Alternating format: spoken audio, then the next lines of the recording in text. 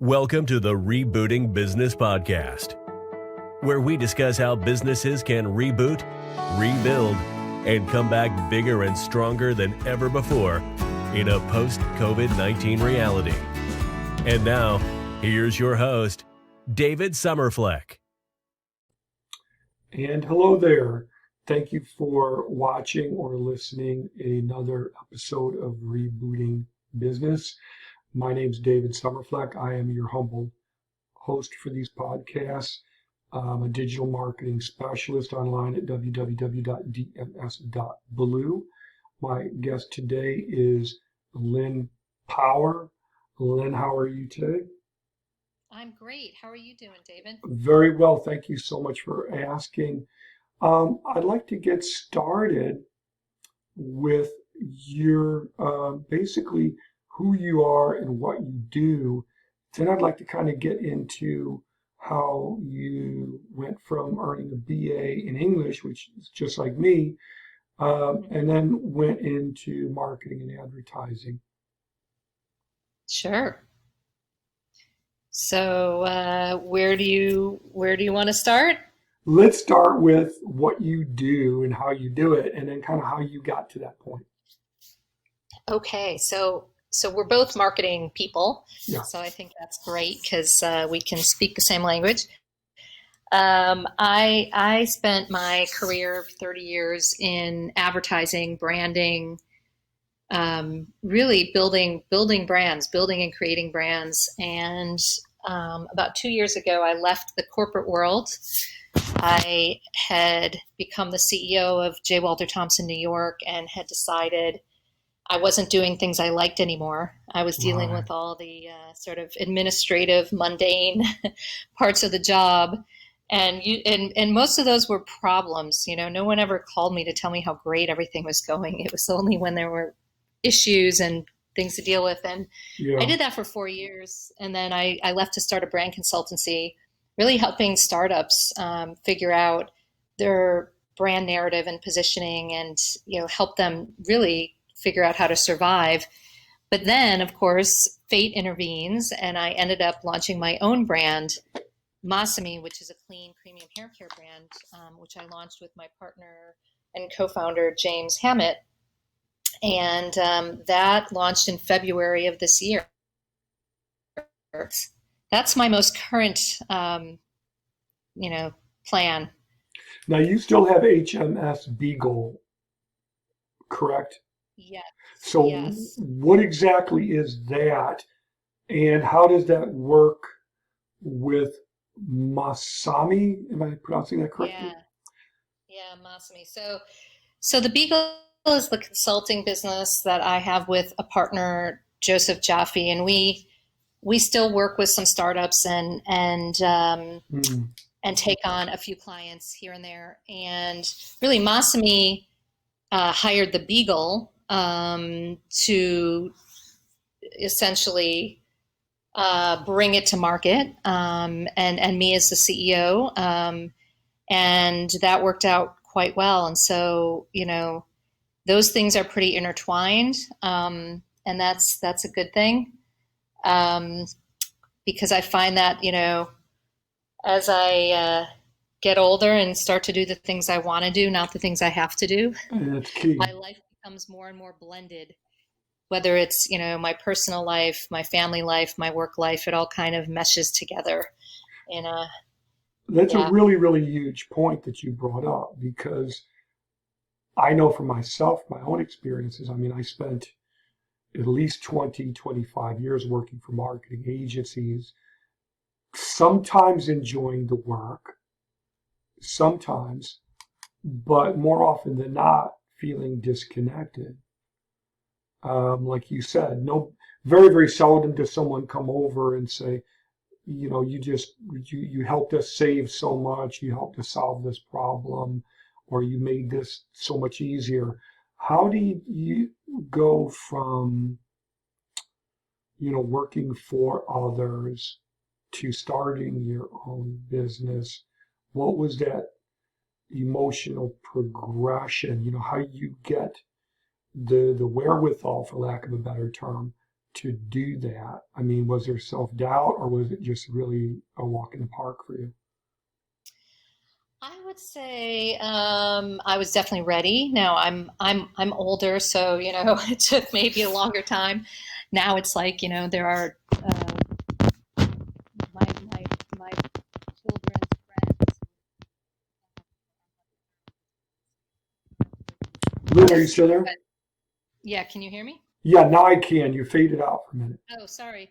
I was just saying that I have two teenagers, and they have friends that have launched their own businesses. So it's like, you don't have to be in your 50s to do it for sure. But I definitely think for me, I'd done what I wanted to do in the advertising world. I felt like there's really nothing more to accomplish for me. And from a mindset perspective, I would say I was 100% ready to do it. And it Mm. also felt really gratifying to take a lot of what I've done for other people and helped build their business and then apply it to my own business and um, start to see the fruits of my labor, so to speak, for myself and not just building it for other people.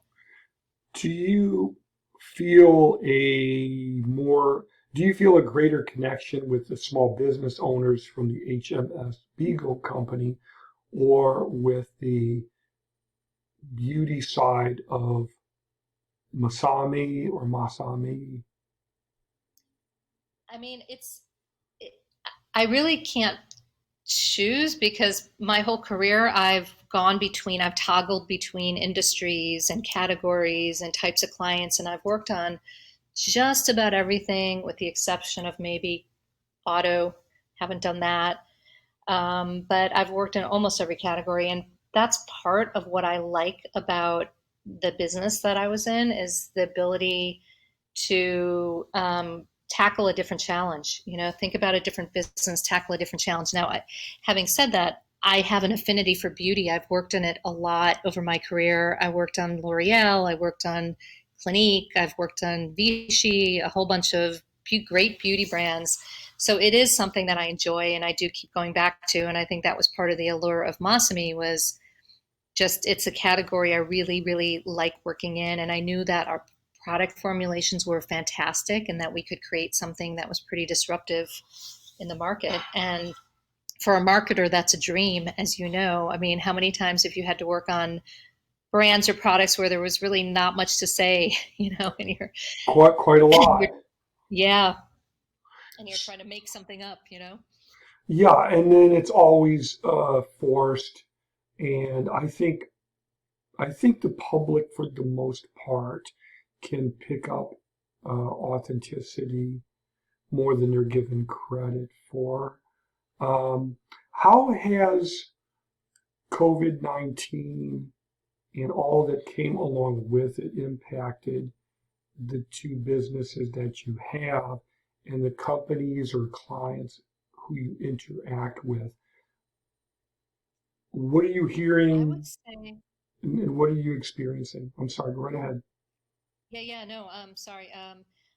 I would say on the consulting side, it's definitely dried up. It's become much harder, and I think it's because companies are not willing to Mm, spend any what they consider, non-essential dollars, especially on marketing. There are still a lot of companies, shocking amount of companies that look at marketing as a nice to have, not need to have. no, why So is I just wanted to ask you why you think that is, because there seems to be a profound disconnect with really you need marketing more now than ever before.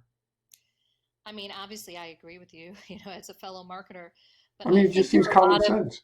yeah, I know, right? But I think there are a lot of C-suite executives who are Mm, operationally minded, and it's still hard to pinpoint exactly the value of a customer because the ecosystem is mm, not as clean as we'd like. The data isn't as clean as we'd like. Being able to track, the attribution is not always super simple.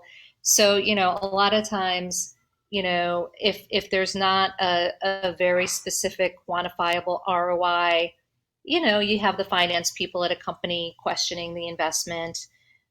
What they don't realize is, the way marketing works is, oftentimes, and I learned this is absolutely playing out on Masami, you need to hit people over the head 7 times roughly Hmm. before they're going to act and convert. And obviously that's different by category. So not every interaction with marketing is going to lead to a sale, but it's about the whole ecosystem and building a connection and engagement with your customer that will hopefully turn them into a lifetime customer. And that's, I think, hard for, like I said, operationally minded people or finance people to sometimes wrap their heads around. So it's just easier for them to say, well, we're spending X amount, we're just going to cut it in half, because they don't, you know, We don't see the immediate ROI right. in this, so we're not going to do it now. But it's always a case of cutting off your nose to spite your face. Do you think there's an advantage or no to saying, and I'm saying from my perspective, from the person trying to work with the small business owners or even the enterprise business owners, is there any advantage to saying, let's talk about ROI, let's talk about budgets right, not immediately. I mean, obviously you want to be, exchange some pleasantries, but is there a benefit to just saying, let's talk about this right now, and then every few conversations going over it again? Is there some way to slay that beast?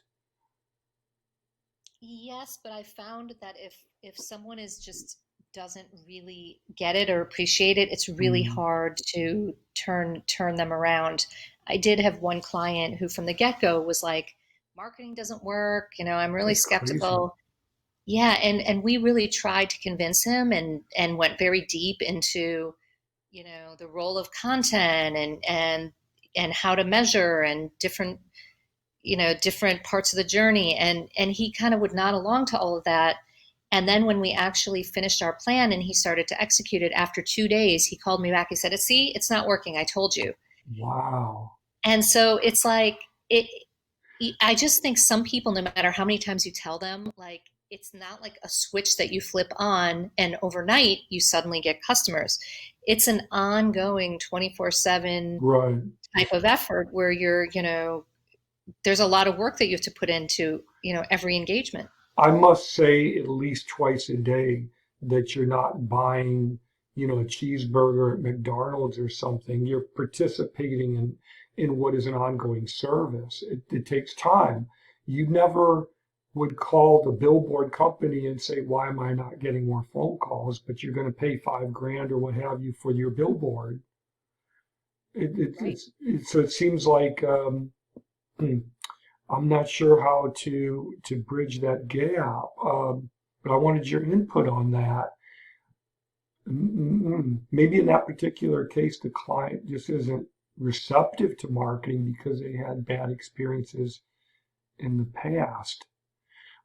But so COVID has kind of made it more difficult because people are clutching onto their fears more, or they're really just going through more hardship, or both.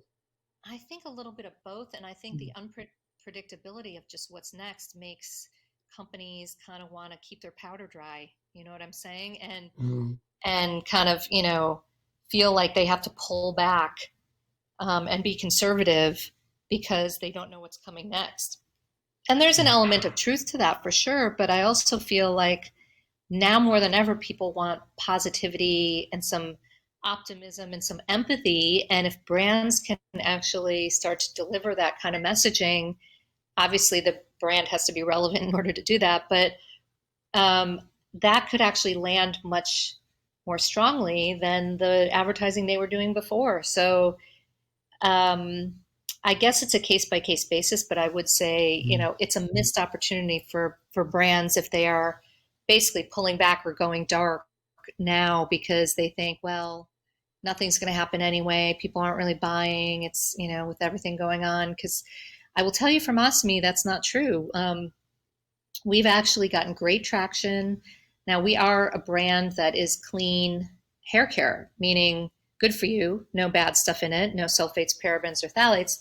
And I think that whole area, clean beauty, is a trending area right now, Mhm. especially with COVID. So, maybe we're a little more on trend than other brands or categories, but it doesn't mean that, you can't find a way to connect and create meaning with your customers, even if it's through a new program that you create or a charitable act that you're doing or some other way to support small businesses. There's lots of things businesses can do, I think, to show that they get it and that they're not tone deaf and that, they're sort of in tune with what their customers want. Now, you have a pretty extensive background working with teams. How did you go about building a team to work with a lean startup? And either startup or small business, how did you build a focused team, and how would you do that today comparatively?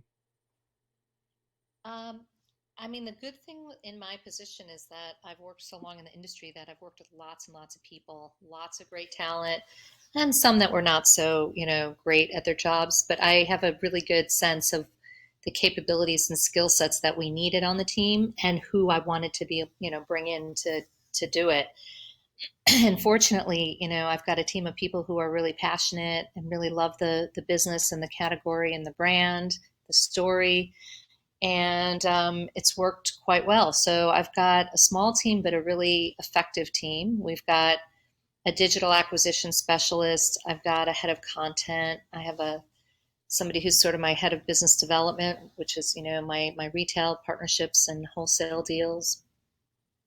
We've got a PR partner, and then I've got like an SEO and a social specialist. So that's pretty much, oh, and my CFO. I can't forget the finance guys. I definitely have that help because that's not something I particularly enjoy. But yeah, so that's pretty much the team, and we're able to get a lot done. I feel like because I trust these people completely. Many of them I've worked with before, and it just makes life a lot easier because it shortcuts a lot of the back and forth or onboarding process because we can just get to work. So, how would you take the lessons that you learned in building that type of team? How would you advise a small business, such as the type that you would work with HMS Beagle, or the type of business you would work with for Masame? How would you advise that type of business to build a lean, mean, focused team? Yeah, I mean, I think it's about understanding your skill set and what you like to do, and then what capabilities you need to augment, the business with, and then figuring out how to get those. I mean, there's so many people available right now freelancing. You don't need to hire an agency. You can find that's interested and looking and affordable and I think the key though is figuring out what you need and zoning in on that and being really clear with whoever you bring in um, what the scope is, and what you want people to do, so that there's no miscommunication there. And I would say start small. You don't need a huge team in the beginning, and work your way out. I mean, most of the startups that I worked with from the HMS Beagle didn't have a marketing person on their team. Most of the founders were engineers. And so, once we started telling them about, okay, here's what you do for your content, here's the pillars, the strategy, et cetera, they would sort of look at me with their eyes glazed over and be like, well, we don't even know how to do that. Yeah. Then it's like, okay, well then here's, go hire this type of person. And in many cases, I would introduce them to people that I knew could do that job. And that was great. But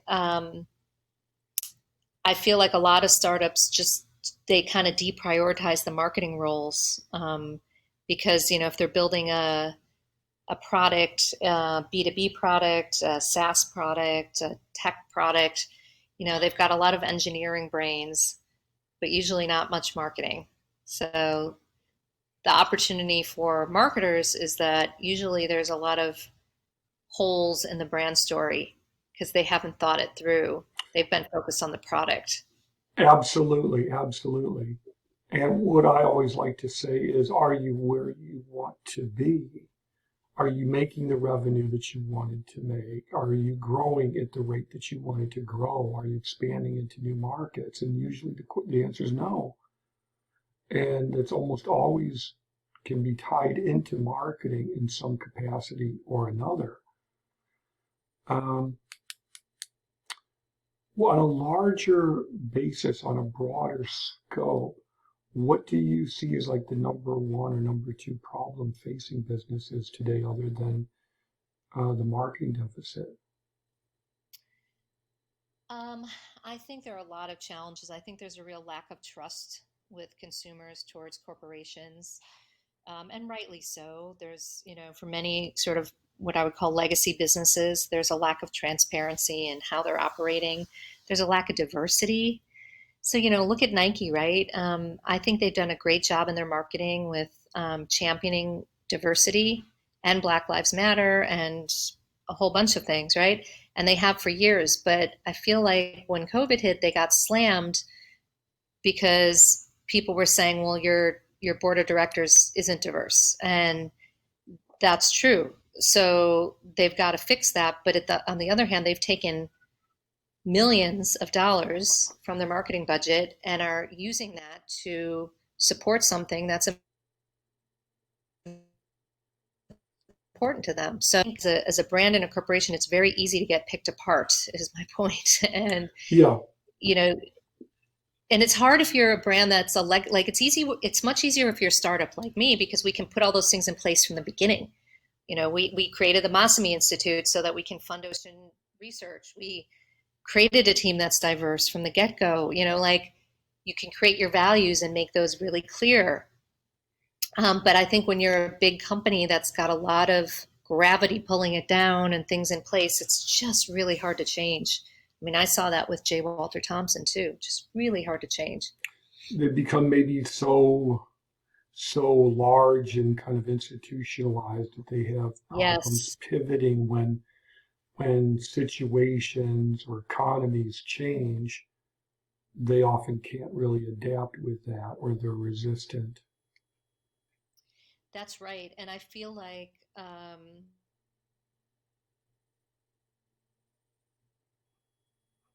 Still there? a lot of these clients. Yeah, can you hear me? Yeah, could you just Can you please hear me repeat? now? I sure can. Oh, Can you just repeat the answer? It kind of faded out at the beginning. yeah, sure. So, what I was saying is, I think there's this system that kind of takes over some of these corporations, and it's not about the individuals, because usually I find with a lot of the clients I've worked with, the individual people are fantastic, and they have the right goals and the right, ideas of how to evolve the business, but the system just bogs you down and makes it impossible to do that. Yeah. So, hence why I think it's so much easier now for startups to disrupt industries, because the big guys just can't get out of their own way. Yeah, I agree 110% with that. COVID has really brought out um, huge changes where companies who aren't online, companies that can't pivot, that can't adapt, are really going to be closer to bankruptcy than they probably thought. I think we're just beginning to see the tip of the iceberg with that. I think that's right. I think we're going to see a lot more. I mean, I think everyone knew retail was challenged, but this really pushed it over the edge. And there are going to be other categories like that as well that I think we're going to see are just going to really struggle to get back.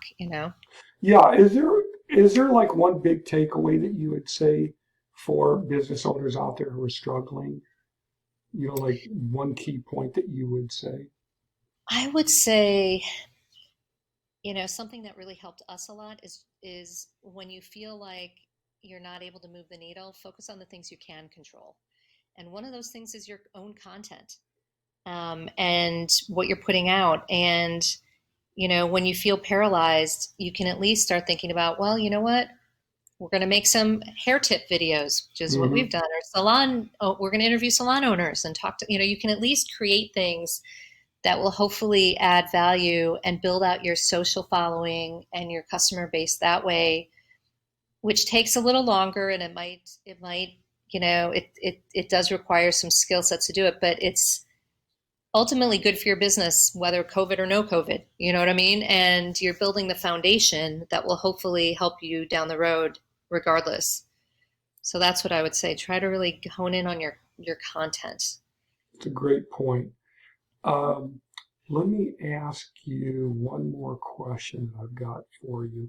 Given the breadth of experience that you have, that you worked with so many different companies and evolved from step to step to where you presently are, if you could go back and advise or even just talk to a younger Lynn, is there anything that you would impart to say, don't do this or stay away from these choices, or is there I anything that you would would do? I would have just encouraged myself, like I encourage a lot of women now, to just speak up and be more overt about what you need and what you want.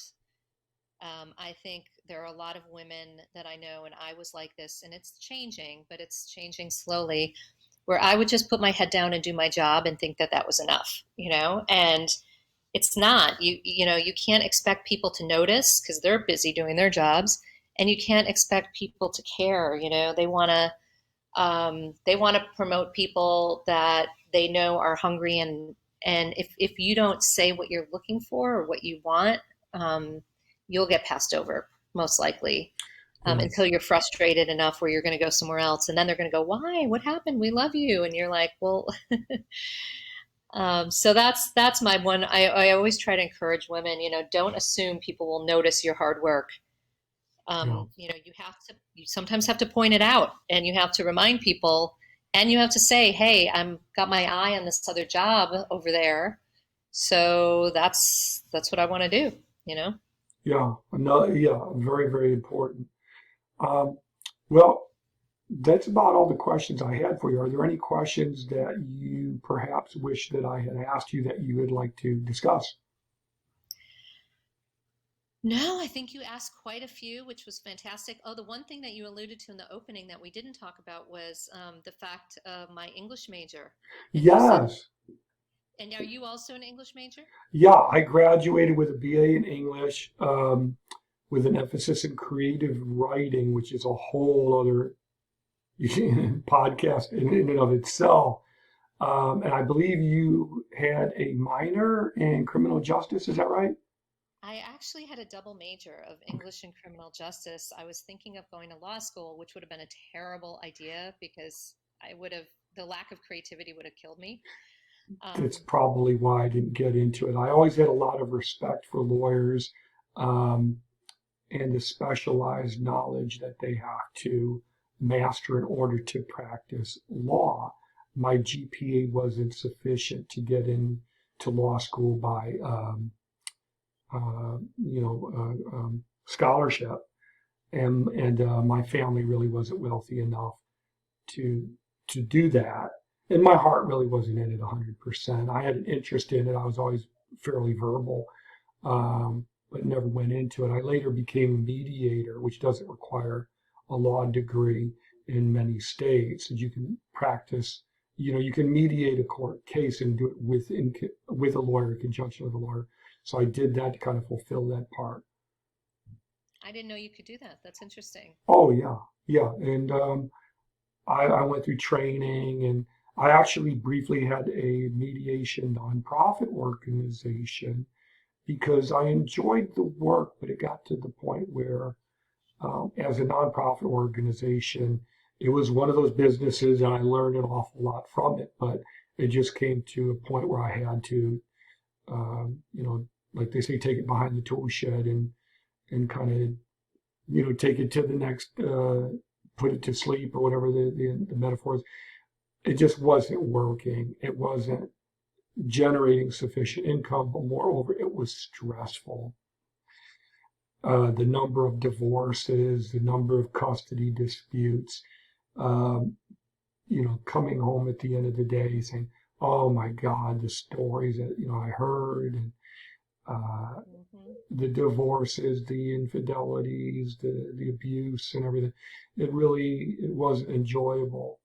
And I remember my wife just saying one day, she just said, "Well, why don't you find something that you really love to do that you would do regardless, and find a way to do that while you're working for these different agencies or in between working with different agencies." And that's when I started freelancing and then formed my own original,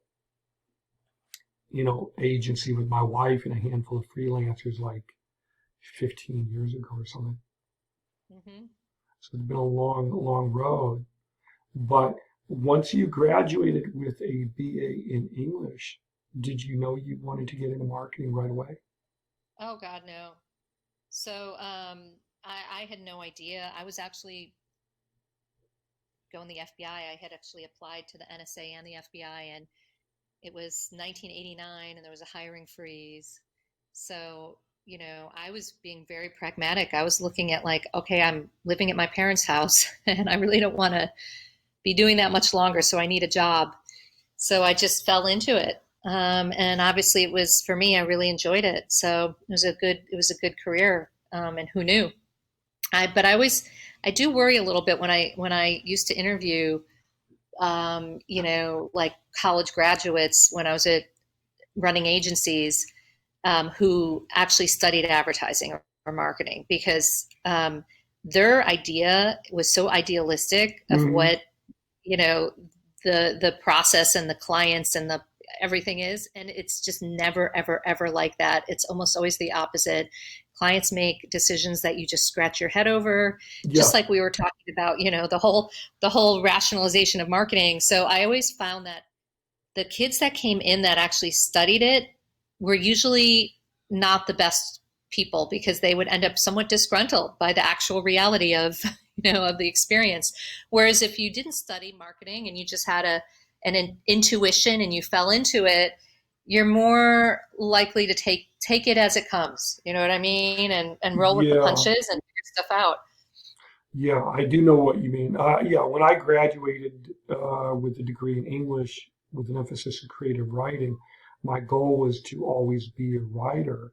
But the irony is that there really were no decent paying jobs for writers at that time where I lived in Virginia. There were some copywriting positions, which weren't really exactly what I wanted, working for different agencies. So I went into those.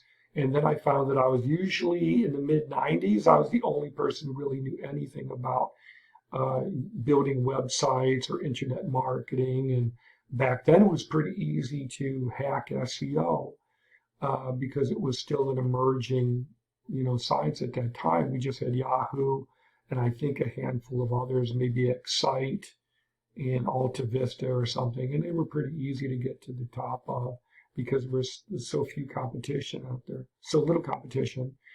Um, Yeah. and so that's kind of how I got started with that. But yeah, you have to have some raw experience, but I think with marketing in general, they teach you theory and you have this idealism when the reality is, like you said, you've got to be able to talk to the clients who need what you can do the most, could benefit the most from it, but don't really see the value in it or don't see the need. And you've got to be in a position where you can talk about that return on investment for them, how you can accelerate growth quickly and quantify that and talk about that in a way that they won't lose interest, where their eyes won't roll up into their heads, but you're still talking about why they need to do this. I think that's really, really important before you can help them. Yeah. Yeah, I totally agree with everything, you're saying. It's just getting everyone in the right mindset, Yeah. and that's critical. That's one of the challenges. Are there any other points that you'd like to touch on? No, that was it. Thank you. Well, Good to talk to you. well, I really appreciate your time. Um, Let me tie this one up by asking you how those listening can learn more about Masami, I know I know I'm butchering the pronunciation. That's okay. Please explain how those listening can learn more about your innovative hair care products as well as your agency working with small business owners. Sure. So I'm on LinkedIn, so anyone can always get me on LinkedIn. But you can also find Masami at lovemasami.com online and at any of our social channels, which are Love Masami Hair. It's the same on every platform. Okay. Well, thank you again for your time. I really, really appreciate it. Thank And you. please stick around with me for one more minute or two. And Sure. for those watching or listening, thank you so much for your time. If you enjoyed this podcast, please give it a thumbs up or positive review. Every little bit helps. And uh, stay tuned for the next episode of Rebooting Business. And stay safe out there, everybody. You've been listening to Rebooting Business, the podcast for, about, and by America's small business owners who are ready to reboot and rebuild businesses in a post-COVID-19 world. To learn more about rebooting your business or be a guest on the podcast, please visit www.dms.blue today.